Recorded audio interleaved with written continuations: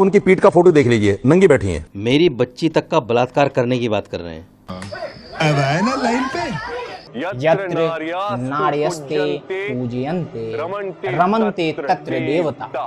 मतलब जहां नारी का सम्मान होता है, जहां नारी की पूजा होती है, वहां भगवान भी वास करते हैं। और इसी का दूसरा पार्ट है यत्रा तास्ते न पूजयन्ते सर्वास्त्रा फलः क्रिया, जिसका अर्थ है दोस्तों, जहां पे नारी का सम्मान नहीं होता वहां पे सारे शुभ फल भी निष्क्रिय हो जाते हैं। और ऐसा ही कुछ हम मौलाना रशीदी के द्वारा दिए गए बयानों में देख रहे हैं। जिस तरीके से मौलाना रशीदी ने बयान दिए हैं, उससे कहीं ना कहीं उन्होंने नारी का अपमान करने का प्रयास किया है। दोस्तों, आज मैं जिस विषय के बारे में बात करने वाला हूं, दरअसल वो विषय जुड़ा हुआ है महिला सम्मान से। और हमने देखा है कि हमारे देश में जब भी नारी का अपमान हुआ है, तब तब महाभारत छिड़ी है, चाहे वो रामायण काल हो या महाभारत काल हो। और एक बार फिर से इसी तरीके का दुस्साहस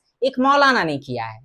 मैं आगे बढ़ूं और आपको इसके बारे में पूरी डिटेल बताऊं, उससे पहले मैं चाहता हूं कि मौलाना ने क्या कुछ कहा है वो आप मौलाना के मुंह से ही सुनिए। जो मोहतरमा थी डिंपल यादव जी, आप उनकी पीठ का फोटो देख लीजिए, नंगी बैठी हैं। दोस्तों, आपने देखा कि मौलाना इस वीडियो में क्या कुछ कह रहा है। दरअसल ये सिर्फ और सिर्फ मौलाना की निहायती घटिया सोच को दर्शाती है, क्योंकि जिस महिला के बारे में मौलाना ये सारी बातें कह रहा है वो महिला कोई और नहीं बल्कि समाजवादी पार्टी के मुखिया अखिलेश यादव जी की धर्मपत्नी डिंपल यादव जी हैं, जो सशक्त महिला हैं, जो एक जनता को रिप्रेजेंट करती हैं। वो मैनपुरी जैसे सीट की सांसद हैं। मौलाना की जो सोच है, मौलाना ने अपनी सोच के अनुसार से अपने बातों को इस वीडियो में रखा है। दोस्तों, ऐसा नहीं है कि ये पहली बार है, हमने इससे पहले भी देखा है कि कैसे इस देश के जो मौलाना है वो इस देश में शरिया कानून लगाना चाहते हैं। हमने देखा है कि कैसे मौलाना चाहते हैं कि औरतों को सर से लेके पांव तक ढक के रखा जाए। वो चाहते हैं कि कैसे औरतों को चार दीवारियों में कैद करके उनके ऊपर पाबंदियां थोपी जाएं। और इसी मानसिकता का परिचय इस वीडियो में भी मौलाना ने अपने कथनों के द्वारा दिया है। दरअसल इन मौलाना का नाम है मौलाना रशीदी। दरअसल ऐसा नहीं है कि साजिद रशीदी ने पहली बार इस तरीके की धृष्टता की हो। इससे पहले भी हमने देखा है कि साजिद रशीदी को अनाप शनाप बोलने की बीमारी है।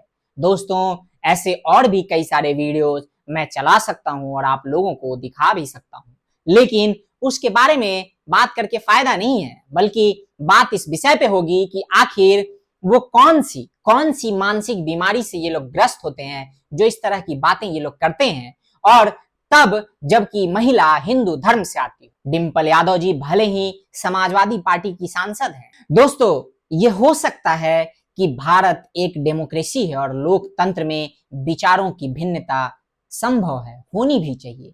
पार्टियां दूसरे पार्टियों से मतभेद के आधार पे अलग होती हैं, क्योंकि वो दूसरा मत रखती हैं, उनके विचार अलग होते हैं, विचारधारा अलग होती है। लेकिन जब भी बात नारी सम्मान की होती है तो हमने देखा है कि सभी इस देश की पार्टियां और उन पार्टियों के नेता उससे ऊपर उठते हैं। और ऐसा हमने इस इंसिडेंट में भी देखा है दोस्तों, जब मौलाना रशीदी ने डिंपल यादव जी के लिए इस तरीके की बदजुबानी की और अपने घटिया मानसिकता को खुलेआम प्रदर्शित किया। उसके बाद इस देश की पार्लियामेंट में कुछ ऐसा हुआ जो हमेशा से होता आ रहा है। जब भी महिलाओं के सम्मान की बात होती है, ये धर्म, ये देश सबसे पहले खड़ा होता है। और इस बार भी डिंपल यादव जी के साथ जो भी बदजुबानी मौलाना रशीदी ने की थी, उसके बाद एनडीए और बाकी दूसरी पार्टियों की जो महिलाएं हैं, जो पुरुष हैं, उन सब ने प्रदर्शन मार्च निकाला और मौलाना रशीदी के द्वारा दिए गए बयानों का घोर खंडन किया। दोस्तों, ये वाकई एक सही लोकतंत्र के नींव को दर्शाता है। ये दर्शाता है कि भारत की जो सनातन संस्कृति है, जो सनातन परंपरा है, वो कितना उज्जवल है और उसकी नींव जो है वो कितनी मजबूत है, और किस तरीके से सनातन और इस देश की जो संस्कृति है वो महिलाओं के प्रति उनका क्या सोच है। लेकिन दुर्भाग्य ये है कि इस देश में कुछ ऐसे भी लोग हैं जो मौलाना रशीदी जैसे लोग होते हैं, जिनकी मानसिकता, जिनकी सोच इस तरीके की होती है और जो बिना सोचे समझे बयान देने के लिए जाने जाते हैं और अपनी घटिया सोच का प्रदर्शन करने के लिए भी जाने जाते हैं। दोस्तों, ऐसा नहीं है कि पहली बार इस तरीके के इंसिडेंट को देखा जा रहा है जब कोई मौलाना किसी हिंदू महिला के बारे में या फॉर दैट मैटर किसी महिला के बारे में इस तरीके की अनाप शनाप बातें कर रहा हो।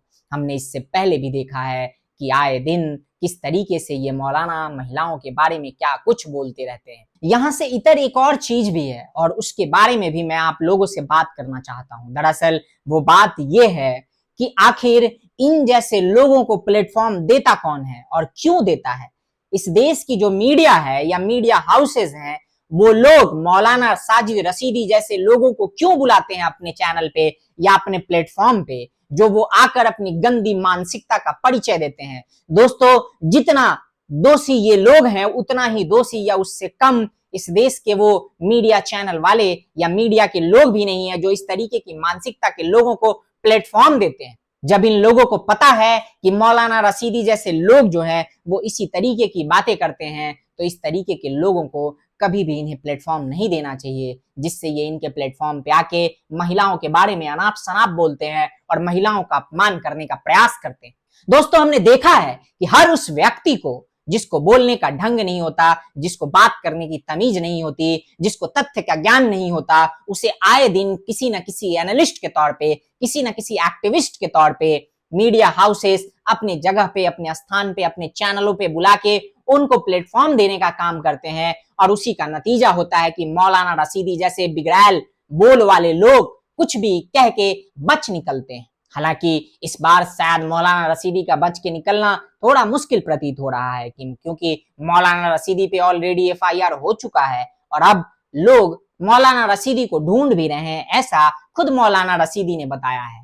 दोस्तों, मौलाना रशीदी ने कहा है कि लोग उन्हें ढूंढ रहे हैं, लोग उनको फोन करके धमकियां दे रहे हैं, गालियां दे रहे हैं। अब उनसे आप पूछिए कि परसों से जो लोग मुझे माँ बहन की गालियां दे रहे हैं, मेरी बच्ची तक का बलात्कार करने की बात कर रहे हैं। तो जिस मीडिया वाले को मौलाना रशीदी ये बयान दे रहे थे, मीडिया वाले को मौलाना रशीदी से पूछना चाहिए था कि आखिर ऐसे क्या काम थे या ऐसा उन्होंने क्या किया है जिसके वजह से मौलाना रशीदी के साथ ये सारा कुछ हो रहा है। तब जाके पता चलता। दोस्तों, मौलाना रशीदी ने ये नहीं कहा, अभी तक ये नहीं स्वीकारा है कि जो भी बातें मौलाना रशीदी ने की है वो गलत है, उनको नहीं करनी चाहिए थी, मौलाना रशीदी से गलती हो गई। बजाय इसके मौलाना रशीदी ये कह रहे हैं कि उनको जान से मारने की धमकी मिल रही है, उन्हें सुरक्षा चाहिए वगैरह वगैरह, पता नहीं क्या क्या। दोस्तों, इस देश के सभी लोगों को हर पार्टी लाइन से ऊपर उठकर इस तरीके के मामले में एकजुटता दिखानी होगी। दिखाना होगा कि ये देश आज भी महिलाओं का उतना ही सम्मान करता है जिसके लिए ये देश कभी जाना जाता था और कभी जाना जाता है, कभी जाना जाता रहेगा। दोस्तों, इस देश के हर राजनीतिक पार्टी और उनके समर्थकों को अपनी पार्टी लाइन से ऊपर उठकर ये दिखाना होगा, एकजुटता दिखानी होगी और ये साबित करना होगा कि महिलाओं का सम्मान आज भी इस देश में सर्वोपरि है।